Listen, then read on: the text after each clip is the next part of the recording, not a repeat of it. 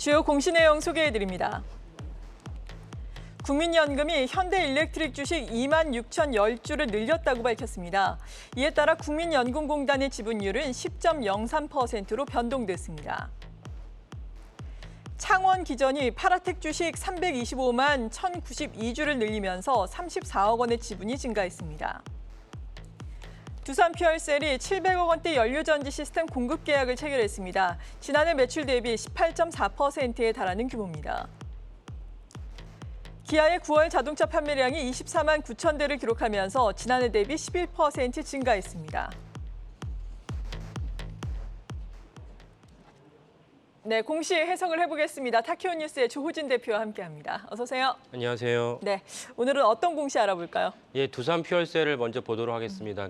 두산 퓨얼셀은 이제 사명에서 알다시피 퓨얼이라는 건 연료고, 셀은 이제 전지를 말합니다. 그래서 연료전지 기업인데요. 연료전지라는 건 사실은 뭐 배터리나 그다음에 수소를 비롯한 다른 데서 이제 전기를 생산한 다음에 생산한 전기를 갖고 이제 사용하는 것을 연료전지라고 합니다. 그래서 사실은 그 넓은 범위에서는 신재생 에너지로 이제 분류가 되는데요. 다만 이제 수소 자체를 얻는 것이 일반 전기를 얻는 것보다는 훨씬 어렵기 때문에 좀 범위가 좀 제한적인 좀 단점이 있습니다.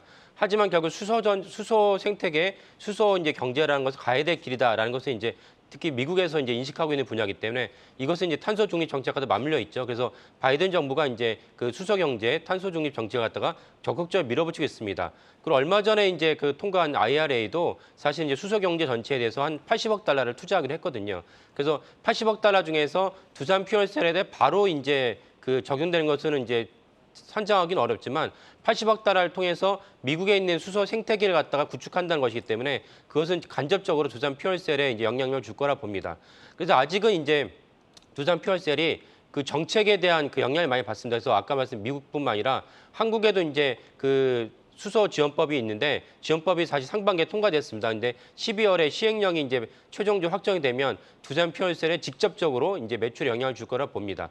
근데 이제 그 문재인 정부 시절에 있던 법안이나 정책이 윤석열 정부로 왔을 때 그것이 그대로 이제 적용되는 경우도 있지만 적용되지 않은 경우도 있고 다만 태양광 같은 경우는 사실은 윤석열 정부에서 태양광에 많은 불투명 예산 집행이 있었다라고 보고 있기 때문에 태양광은 지금 전체적으로 안 좋습니다. 하지만 그 연료전지, 수소 경제는 사실은 아직까지는 윤석열 정부도 이제 지지하는 입장이기 때문에 12월에 시행령은 원만하게 이제 적용될 거라 봅니다. 따라서 두산 퓨얼셀이 미국에서 IRA, 그다음 한국에서 이제 그 시행령이 본격적으로 이제 적용이 되면은 올해도 그렇고 내년에도 더 큰 매출의 성장이 있을 거로 여겨집니다.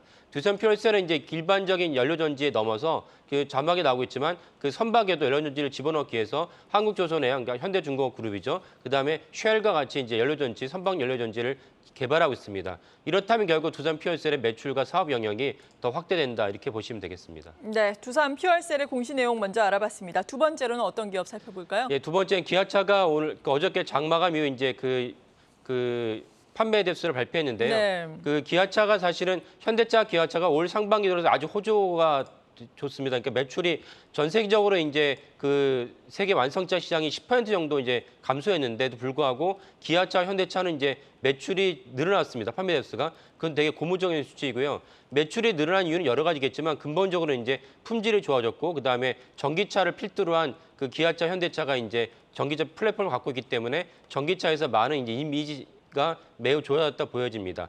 그 기아차, 현대차가 미국에서 특별히 인센티브를 지급하는 것이 인센티브 지급하는 액이 대폭 축소됐습니다. 그것 자체가 기아차가 헐값에 판매하지 않아도 미국 소비자들이 찾는 제품이 됐다는 것을 입증하는 것입니다. 그래서 기아차가 매출도 늘어나지만은 그에 따라서 영업이익률도 상당히 같이 늘어난다 이렇게 보시면 되겠는데요.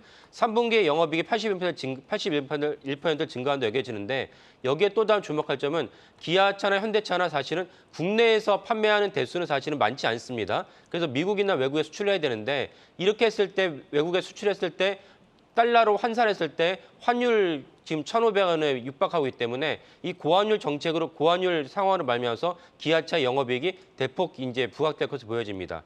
그렇다면 이제 기아차, 현대차 두 개의 이제 쌍둥이 형제가 있는데 왜 굳이 이제 현대차가 아닌 기아차를 갖다가 최우선주로 꼽는 증권사가 많이 있는데 그 이유에 대해서 제가 이제 해석하기로는 기아차가 현대차와 다르게 가진 장점은 지배구조에 얽혀 있지 않습니다. 현대차는 지배구조에 정점이 있기 때문에 현대차를 갖다가 주가가 부양한다는 것은 현대차 그룹의 전체 지배구조를 갖다 개편하는데 어려움이 생깁니다. 근데 기아차는 상대적으로 거기에 소외되어 있습니다. 그러니까 기아차는 주가가 상승을 하더라도 큰 부담이 없습니다. 그런 점에서 똑같은 현대차와 기아차와 같은 양면의 그 성격을 보이지만 지배구조의 어려움에서 기아차는 벗어나 있다.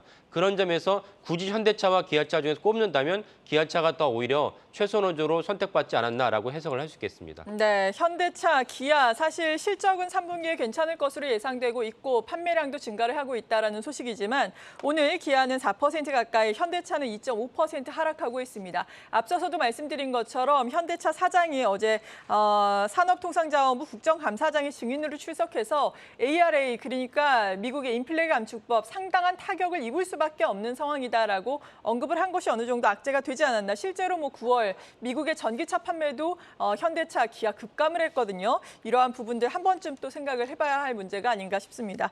타키오 뉴스의 조호진 대표였습니다. 고맙습니다. 네, 감사합니다.